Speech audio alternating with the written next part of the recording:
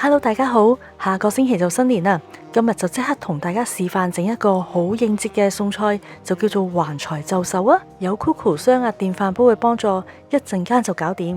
今次會用到嘅材料包括一隻冰鮮嘅豬手、8隻冬菇、小棠菜、50克嘅冰糖，仲有八角、香葉同埋桂皮。調味料我就準備咗老抽、紹興酒、生抽同埋蠔油。整呢一個菜式之前嗰晚要處理咗隻豬手同埋冬菇。呢一隻冰鮮鹹豬手解凍咗之後，我會用淡鹽水浸佢一晚，浸走晒啲鹹味出嚟。中途我都換咗2-3次水，之後就用保鮮紙包好，放喺雪櫃度浸佢一晚。新年食呢一個餸真係好好意頭，豬手再加埋8隻好似金錢嘅大冬菇，完全就係橫財就手，招財進寶。冬菇亦都同樣係加水放喺雪櫃度浸一晚。而家第二日，呢一啲就係已經處理好嘅材料。隻冬菇真係發到已經好大隻，隻豬手亦都已經浸走晒鹹味同埋血水，咁就可以正式開始整呢一個橫財就手。首先就用個壓力煲渌個菜，將啲小棠菜放晒落個煲裏邊，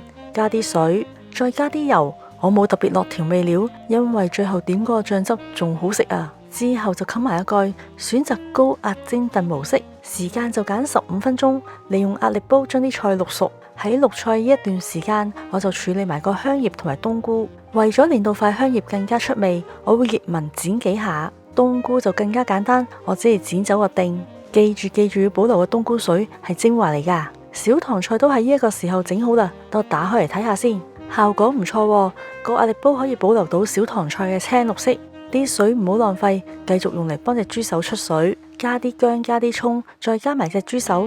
飛水呢一個步驟真係好重要，可以去走豬手嘅雜質同埋肉腥味。飛水就會用到無壓蒸燉模式，時間都係15分鐘，再撳開始。呢一隻橫財就手真係好啱一家人食，因為啖肉，大人細路都好啱。過咗15分鐘，等我拎出嚟睇下先，真係好多雜質煮咗出嚟。倒走一啲污糟水，洗乾淨隻豬手，用隻手檢查清楚有冇遺漏咗嘅豬毛，摸到有嘅話，記住要鉗走佢。抹乾淨隻豬手，放喺度風乾佢一陣，就可以用啲老抽幫隻豬手上色。我多數會上2層色，將底面掃咗一層顏色之後，我又會再風乾一陣，再油第2層。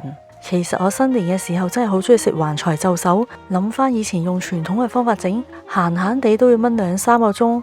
好在而家有呢一部 Coco 雙壓電飯煲，唔使睇火，唔使技巧，45分鐘就搞掂。剛才摸到第1層已經乾咗，而家我就油埋第2層。我覺得我自己油得好滿意啊，又再風乾佢一陣，就可以開始正式煮啦。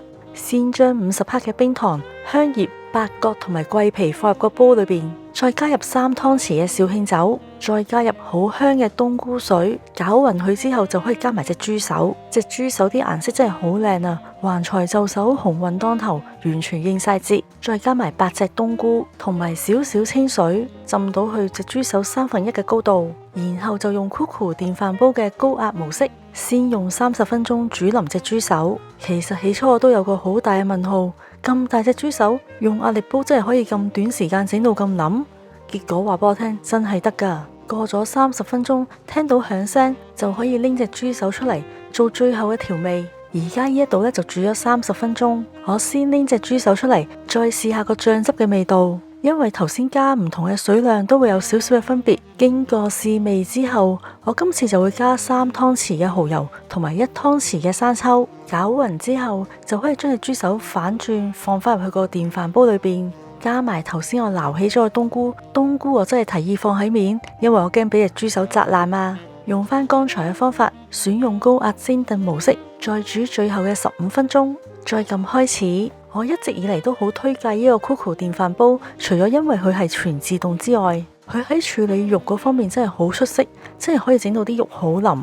又過咗15分鐘，呢一隻橫財就手輕輕鬆鬆就搞掂啦。小心啲拎佢出嚟先，顏色唔錯喎。用冬菇同埋小棠菜圍住隻豬手，再用隔油壺隔走面頭嗰層油，將啲熱辣辣嘅醬汁倒入隻豬手上邊嘅時候，真係好想將呢一個餸據為己有。呢一碟就係我今日好想同大家介紹嘅新年菜橫財就手。我嘅食後感係好腍好入味，我連塊豬皮都忍唔住食埋。